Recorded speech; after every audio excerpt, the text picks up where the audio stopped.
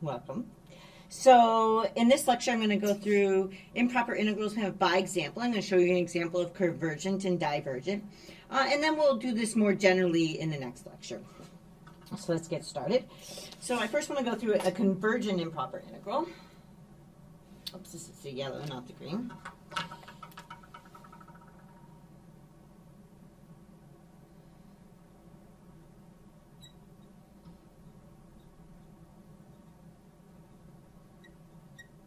So this is a convergent improper integral example.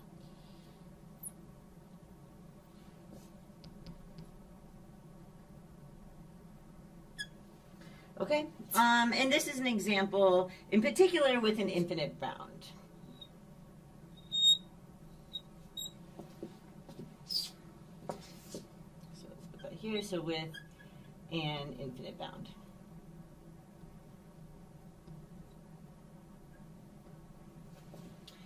Okay, so the one we're going to look at, so here's the picture. So I'm going to look at this. And we're looking at the function y equals 1 over x squared, which looks something like this.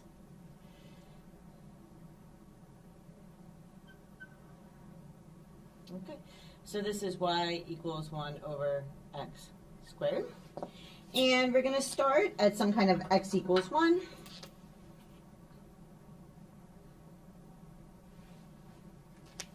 And then we have that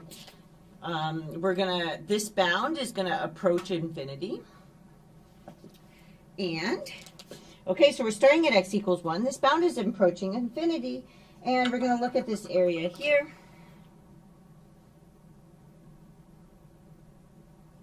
And for it to be convergent, we want that this is finite. Okay, so let's just go ahead and look at this integral. So I've got the integral from 1 to infinity.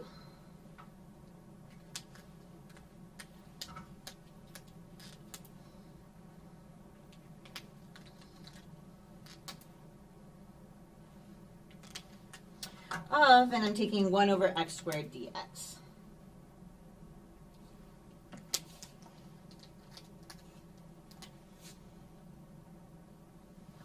Okay, so the first thing that we do, we don't know what this means for this to be infinity, but we can kind of replace that with a limit. So we're going to take the limit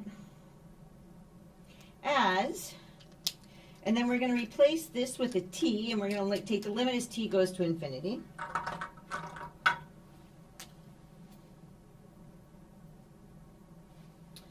And then we're taking this integral from, and we still go from 1. And then we go to t of, and then we're looking at exactly the same function. 1 over x squared dx.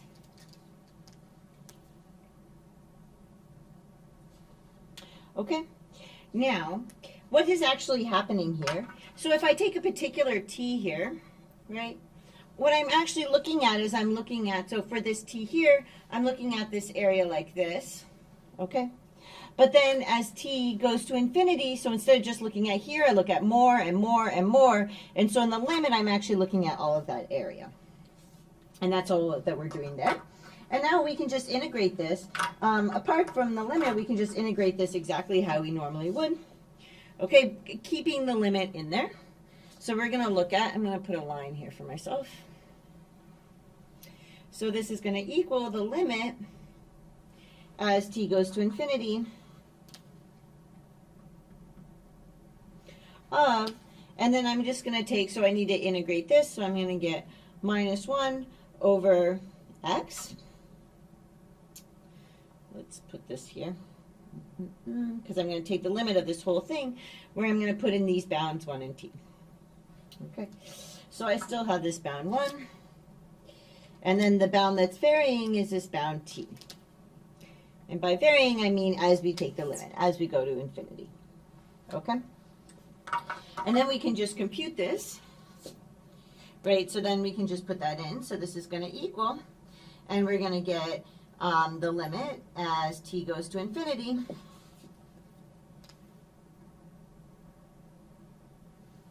of, And then I have my big parentheses, right? This is where I put in top bound and lower bound.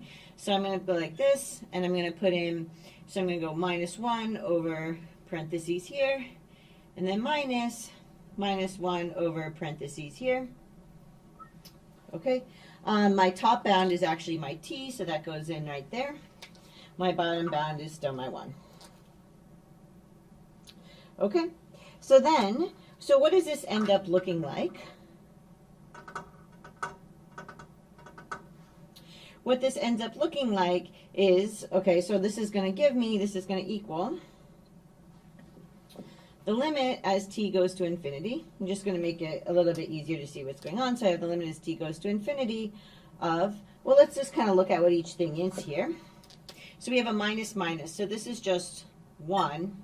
And then this here is just -1 over t. Okay, so what we're taking the limit of is actually just 1 minus 1 over, and this t here. Okay, so this is the t that's varying, and I'm making this really, really, really, really big. So what happens when you make something on the bottom very, very, very, very big? Like, it's like taking 1 over a million, right? If I take 1/2, that's actually quite big, but as I take 1/3, 1/4, 1/5, 1/6, 1/millionth, it's getting really small, okay? So this is going to be convergent because this exists, and it's finite, and this is going to go towards, right? This here we can think of as 1 over very, very big.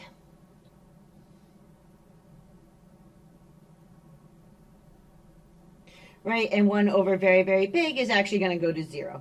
Okay, so, and 1 over very, very big goes to 0. So that's going to give me that this is going to equal 1. Okay, and because this is finite, we say that this integral converges. Okay, so this is convergent.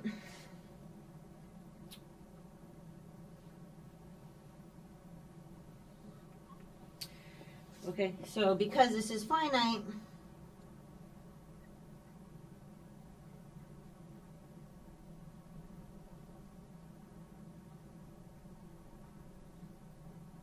then we can say that the integral from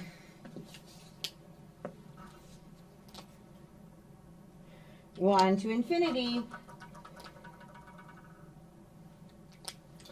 of 1 over x squared dx, because this is finite, this integral is convergent.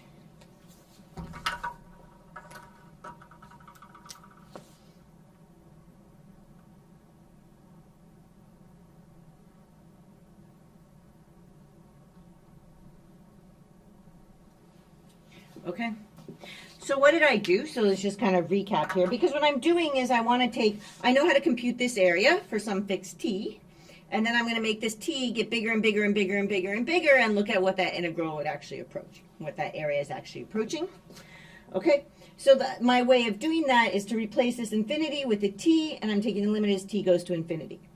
And just keep this limit on the outside, right? And then just integrate this and stick that inside of the parentheses. And now we're taking the limit of this. So I'm taking the limit of that. Okay, this is just -1 over t. I have a minus 1 over 1, so this is 1. So that gives me the limit as t goes to infinity of 1 minus 1 over t. So how do we compute the limit as t goes to infinity of 1 over t? We think of it as 1 over something very, very, very, very big, which means that this actually goes to 0. So I get out 1. And because this is a finite number, 1 is a finite number, I'm going to say that this integral is convergent.